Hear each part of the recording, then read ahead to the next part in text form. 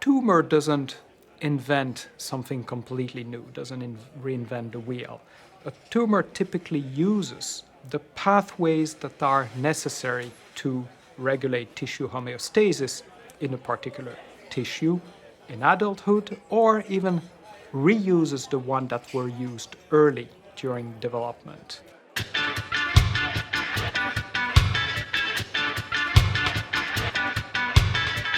I'm Jane Grogan, and I'm a scientist, specifically an immunologist, so someone who studies how the immune system works. One key part of my job as a scientist is to communicate ideas with other scientists and also with people outside of the field. One of the cool things is this podcast allows me to do both. For the past 2 seasons, I've had the privilege to speak to some of the brightest minds in research. But I'm not done yet. This season, I'm going back into the bar to see what my colleagues are doing to research some of the most complex diseases and see what they're up to. So grab your favorite drink, get ready to unlock your science brain, and join us for 2 Scientists Walk Into a Bar. Where do you think cancer comes from? I think it's just some kind of mutation that's happened that causes, the cells to behave that way, yeah. Definitely the environment. I would say there's a lot of environmental factors that could cause cancer. Environment, food, stress, DNA mutations. We all have it. It's just a matter of time or try and avoid it. But I think we've all got it in us. I think your immune system most of the time kills the gene that's been mutated, right? It stops it from proliferating. And when it doesn't is when you form cancer. Pretty close. And indeed, it's all of those.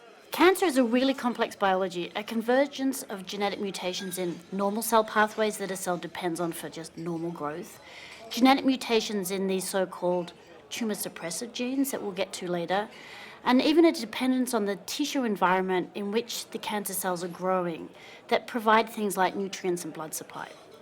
Here to help unpack all this complexity, and someone who's dedicated his life to this research, is Fred de Sauvage. Welcome, Fred. Thank you for having me. It's a pleasure to be here. So I'm just going to go right into it and ask a very simple question, and I think is a very complex answer. So what is a cancer cell? Well, that's a good question. You're starting with a difficult question.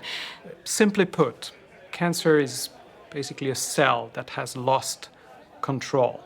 It has lost this intrinsic ability to regulate itself, to decide when to divide or when to differentiate, and it's proliferating, it's dividing randomly in an uncontrolled manner and will then form a mass that will grow and then disseminate through the body, which is typically called metastasis. In a normal cell, the instruction to proliferate will come from a cytokine, a growth factor, that will trigger a receptor that's at the surface of these cells, for example, the epidermal growth receptor, that will, when activated by this cytokine, initiate a signaling cascade, a cascade of event, activation of now molecules that are inside the cells that will communicate that instruction all the way to the nucleus and instruct that cell, for example, to start cell division, to start replicating the DNA that will start mitosis and cell division. And of course, this is a very basic way cells communicate, and we have talked about this in other podcasts. Cells in our body are growing and differentiating and proliferating all the time. So there are mechanisms around how cells differentiate and they grow into neural cells or liver cells, and how they need to undergo apoptosis to control that. And it's a very homeostatically regulated system. How are cancer cells different to this? It's first important to understand how the normal body, how normal tissue functions. This is where it all starts. Typically a tissue is driven first by a stem cell compartment, an undifferentiated cell that has the ability to self-renew and to proliferate, that will divide and then give rise to all the differentiated cell types that form a tissue. And of course, a stem cell can be instructed to differentiate to a variety of different cell types depending on where that cell sits. And because it has infinite renewal potential, infinite ability to divide, this is the ideal cell to be the source, the origin of a tumor, because a tumor will divide, constantly, will not exhaust itself. So typically, we think of the stem cells as the cell of origin of a tumor. Of course, there are other scenarios that are possible where more differentiated cells can revert to a stem cell phenotype and become a tumor. But that would be number one, that this stem cell compartment is this origin of a cancer. As you said, there are various mechanisms that will regulate the proliferation of that cell, that will regulate the apoptosis, the cell death of that cell, and then its ability to differentiate. What happens in cancer is that you will accumulate mutations in that stem cell compartment. These mutations can be caused by a variety of factors. They can be totally random because a cell, when it divides, has to copy its 3 billion bases. And you can imagine that copying 3 billion bases, we used to describe 3 billion bases in terms of number of yellow page textbook, filling rooms and rooms of yellow page books. Right, and of course, every time a cell divides, it's transcribing and replicating that information. Exactly. And so it's going to make a few mistakes every time. Very few. It's incredibly, accurate into copying them, but just a few mistakes, if they take place at the wrong position, may lead to, dramatic consequences. And so over time, this can be one way by which you accumulate the mutation that will lead to the development of cancer. Of course, this process can be dramatically accelerated by mutagens, by agent chemicals that induce these mutations, and the ones that we know the best are cigarette smoke, for example, or exposure to the UVs of the sun. But of course, in a normal cell, there's DNA repair that happens all the time to just correct these minor aberrations along, chromosomes.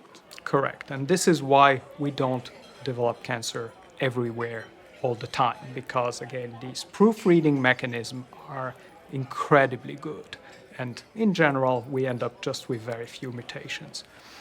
Still, these mutations may even happen in these proofreading mechanisms, and as soon as they're disabled, your cells will accumulate a great number of mutations. So what kind of mutations does a cell need in order to kind of shift from a normal cell into a cancer cell? So as I said, you will have a lot of mutations in your tumor. Most of these mutations are actually, they have nothing to do with the cancer. You can have tens of thousands of mutations in a cell. Most of these, we call them passengers mutations. They're not relevant to your tumor. It's only a couple of these mutations, of course, that you need to make a cancerous cell. We typically think that you need about 5 to 10 mutations in that order to make a tumor. And these mutations need to disable very specific mechanisms. They will be affecting the ability of the cell to die, the apoptotic mechanism. A whole bunch of genes regulate that, so they could be the typical target. You typically need to only disrupt one of these to block the apoptotic pathway. They need to dysregulate the ability of the cell to proliferate. Many of these are growth factors pathway, growth factors receptors, signaling molecules in these growth pathways so that the cells replicate all the time.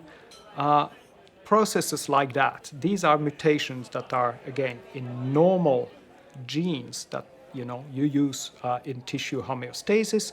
We therefore call these genes that are prone to develop a tumor, we call them oncogenes. They're normal genes that then, if mutated, lead to the development of cancer. And these mutations can also occur in tumor suppressor genes as well. Yes, so there's two different types. Either you gain function in an oncogene or you lose function of a tumor suppressor gene. The results more or less the same, but basically you activate a pathway that would lead to proliferation, or you disable a pathway that would lead to apoptosis, to cell death. Jane, That's Wellington, my producer. are oncogenes and tumor suppressor genes the same genes doing two different things? No, they're actually different sets of genes. So oncogenes, or proto-oncogenes, are genes that normally help cells to grow. But when it mutates or has too many copies, it can become permanently turned on when it's not supposed to be. There are dozens of these genes in cells, and some examples would include things like BRAF, EGFR, MYC, and dozens of others. Conversely, there are tumour suppressor genes that slow down cell division, they repair DNA, they regulate the apoptosis or death pathway that we've talked about in other programs. When these genes are mutated and don't work properly, they can no longer control the cell cycle pathways and cells can grow out of control. Both types of mutations lead to cancer.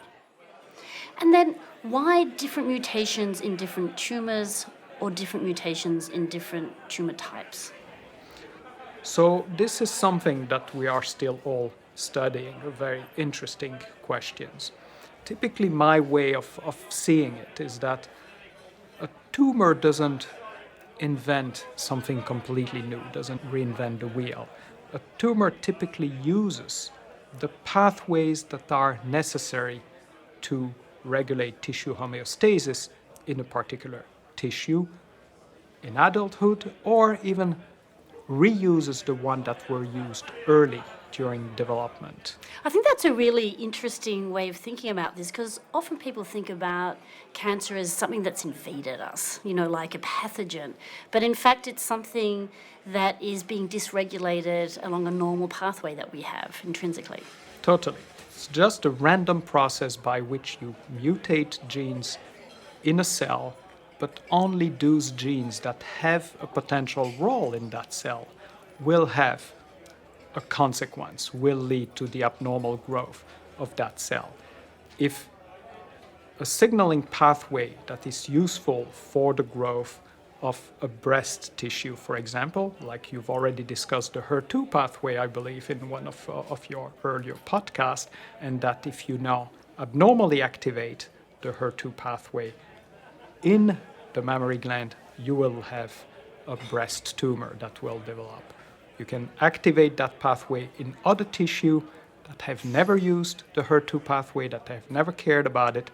Nothing will happen. Happens. Exactly. So that really begs the question. You've described mutations that happen within the cell, so very cell intrinsic. But in order for that cell or that cancerous cell then to thrive or keep going, it has to proliferate, and it has to do that in a certain tissue microenvironment. Yes, so each tumor exists in a specific tissue, will mutate pathway to proliferate abnormally, to prevent death, but will also need to circumvent defense mechanisms, for example, that are in the microenvironment. Stromal fibroblast, for example, another cell type that typically is present in most tissue, in many cases prevent or curtail the growth of a tumor.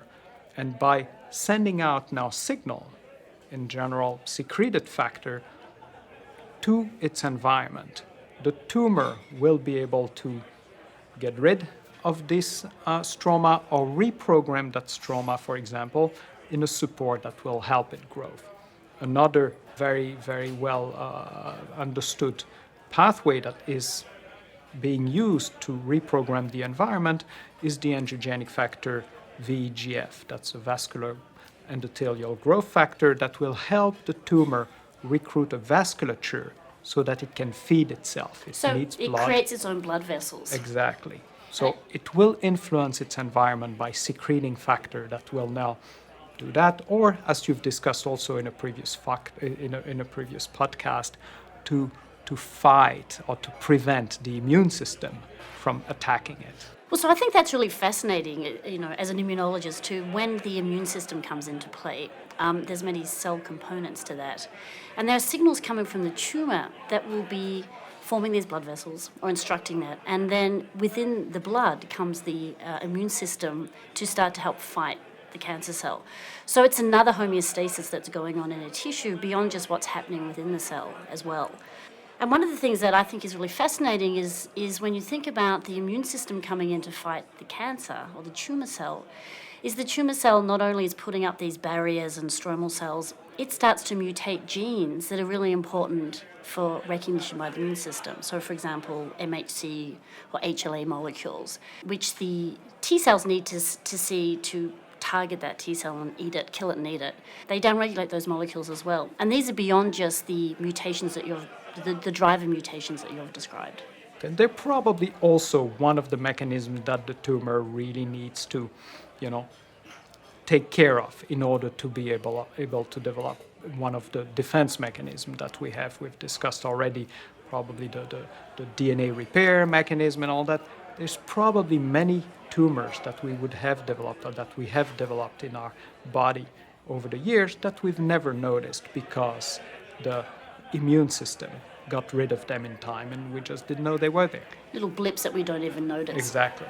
So back to mutations and back to why it's so hard to directly drug and target tumor cells, because on paper it sounds simple, right? You describe those 5 to 10 mutations, you design drugs to those, bam, they should be targeted and depleted from the body. But as tumors grow and respond to their environment, that may include the drug environment that they're in, they start to mutate or develop resistance as well.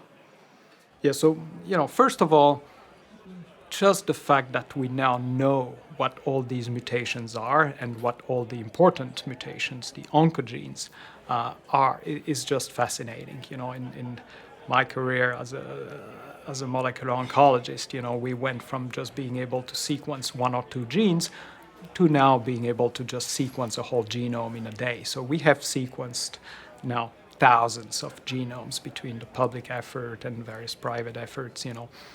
So many tumors are sequenced that we understand very precisely most of the oncogenes, what they are, who they are. Only a few of these can we drug, not the majority of them. There's many that we still don't even know how to drug because they're not enzymes. They're proteins that we just don't have an easy way to develop a drug against. And maybe a good example of that is mutations that are in the KRAS mutations. In the KRAS, exactly. That's probably one of the most commonly mutated oncogene. It's been very difficult to drug. The more classic kinase, those enzymes that mediate phosphorylation, these we know how to drug quite well, and most of the oncogenes that are kinases have been drugged today. Jane, what does it mean difficult to drug?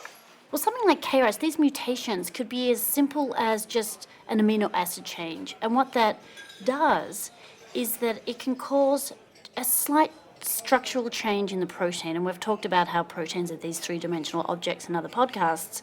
And so when you're trying to link a small molecule to that, you really have to understand how that small change creates a new pocket within the molecule, and then you need to find a drug to fit that. And KRAS has just proven very difficult. The other case that we've discussed earlier on is the case of tumor suppressor.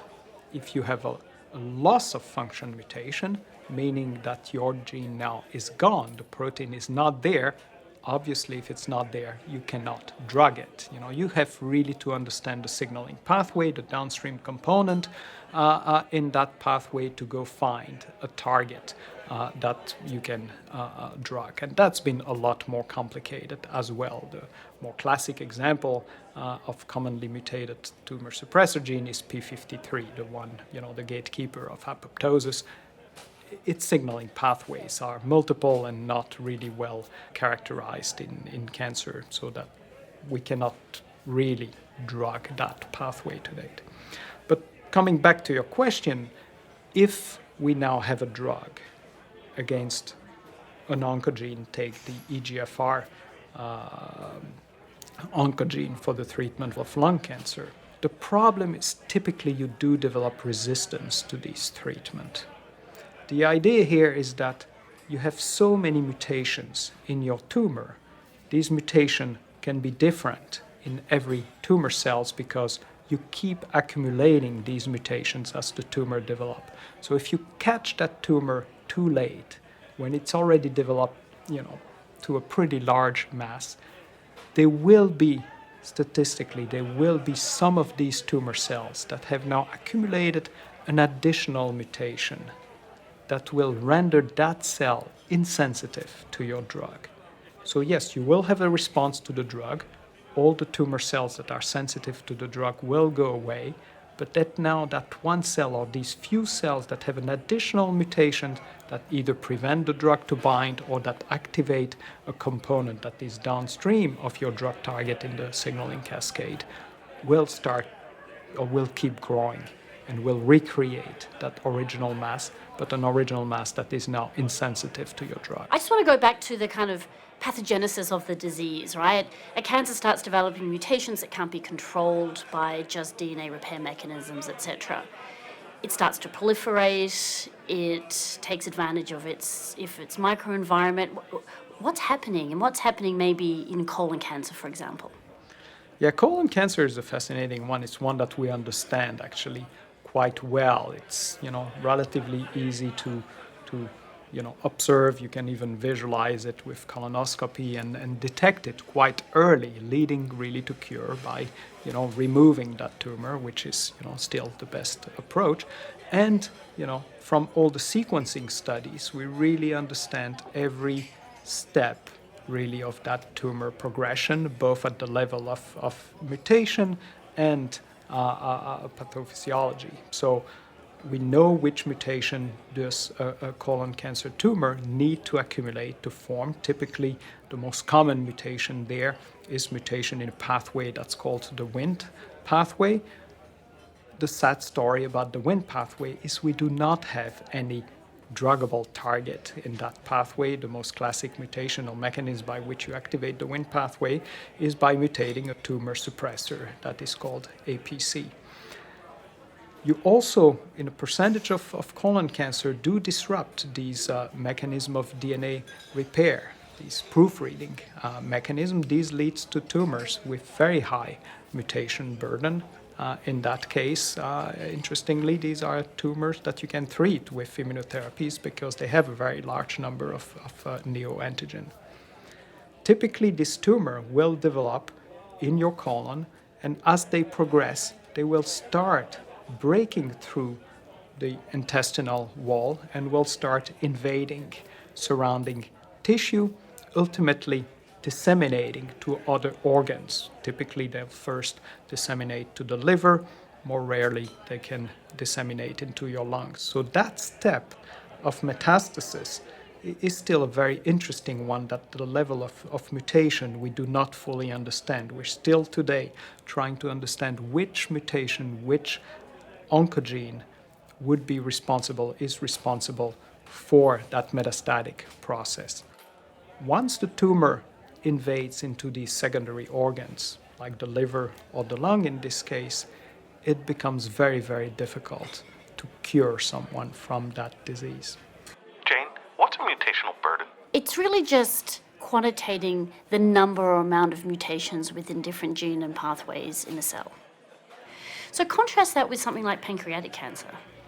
So pancreatic cancer suffers of the same issue of not having targeted agents that are active against any of the oncogenes or tumor suppressor pathways that are mutated to cause pancreatic cancer. The main pathway that is mutated in pancreatic cancer is the RAS pathway, and we do not have yet a drug to target KRAS. So in addition to this lack of drugs for the treatment of pancreatic cancer, the other problem with pancreatic cancer is that it's very difficult to detect. You can visualize a colon cancer with a colonoscopy, but you can't in a pancreas, obviously.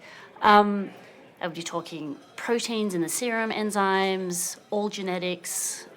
Where's the field going? Yeah, so that's a very interesting question and a very interesting field as well. Indeed, typically people think about colonoscopy and mammographies as early detection. Maybe in terms of blood markers, people are familiar with the level of PSA that we typically try to measure for the detection of prostate cancer. But we're trying to come up with more and more of these markers that would be relatively easy to measure now to detect early the presence of tumors. And maybe one of the most fascinating area right now is the ability to detect circulating tumor DNA. So basically you have a tumor developing somewhere in your body. This tumor constantly shed a few cells, a little bit of DNA. That is different from every other DNA sequence in your body because it has all these mutations. So it's got a different footprint than Exactly. other DNA. And you can now isolate and detect this circulating DNA in your blood. So that is potentially one of the area where we're going to get going to make a lot of progress in the future in terms of early detection of tumors. How sensitive will these assays be in relationship to our own immune system? Great question. I mean, you don't really need a lot of mutations for the immune system to start to react and see it. And key, but that's in the tissue when we're thinking about solid tumours, for example. And what's key is to be able to pick up that response really early on in the blood, for example, so we can have a simple diagnostic. And I think technology is certainly heading that way, where we'll be able to pick up really low amounts of circulating DNA that is coming from these cancerous tumours around the same time that the immune system should just be kicking off. And then if we could target the cancer and then target the immune system at the same time, we could be in this really sweet spot of catching cancer really early. So, Fred, you've been doing this for a long time. What got you into the area of oncology? My first foray into oncology was really at the time where biotechnology was after cloning those growth factors, the cytokines that, for example, promote the formation of the various blood compartments, EPO, GCSF, and the one that I cloned is called TPO, thrombopoietin, that promote the production of platelets. And the idea was that to give patients chemotherapy, you had to support their blood cell count, and the one that we couldn't do at the time was to support production of platelets, and that's what TPO was supposed to do. And that was fascinating, very exciting and all that, but that's also when I realized that, well, this is supportive care. In the end, we're still treating patients with these very aggressive chemotherapies, and what I wanted to do really was to start going after the real mechanism-based approach to target cancer, because that's where we started to uncover all these oncogenes. And so I turned my attention to just that, to new pathways that were emerging as driving cancer. And the first one that I got excited with is a very peculiar pathway that's called hedgehog. So yes, when we think about signaling pathways, one that you know very well is hedgehog, or sonic hedgehog even as it's called. No? Yeah, hedgehog is really my favorite pathway. I have to say, it's I still don't quite know why scientists give genes these really wacky names sometimes. So, how did hedgehog get the name hedgehog? So hedgehog, it comes from very creative scientists that were studying flies in order to understand developmental biologies, and they're very creative because when they mutated genes, they looked at these embryos under the microscope and were giving them names based on the shape of the embryos. And in this case, they ran into a mutation that caused, completely disorganized hair cuticles in these fly embryos. And basically these hair cuticles reminded them of, the spikes of a hedgehog. That's how it got called. So it turns out that this hedgehog gene discovered in flies, of course, also exists in humans and pretty much all other vertebrate organisms. And it's really important in humans. It's important for the development of pretty much every organ in the body. Very important for development. Exactly. And the question that we asked early on was, okay, what happens to these developmental pathways that are important early in development in adult? Could they be responsible for the development of some cancer if now a mutation was to reactivate it, because it's so important in development? And indeed, the hedgehog pathway, when mutated, does lead to the development of very specific cancer, a very common form of brain cancer in kids called medulloblastoma, and then the most common form of cancer in human, which is called basal cell carcinoma, which is a form of skin cancer. Mm-hmm. And so we discovered some of the mutations in the pathway that leads to the aberrant activation of the pathway. It leads to unrestrained proliferation of basal cell of the skin when mutated.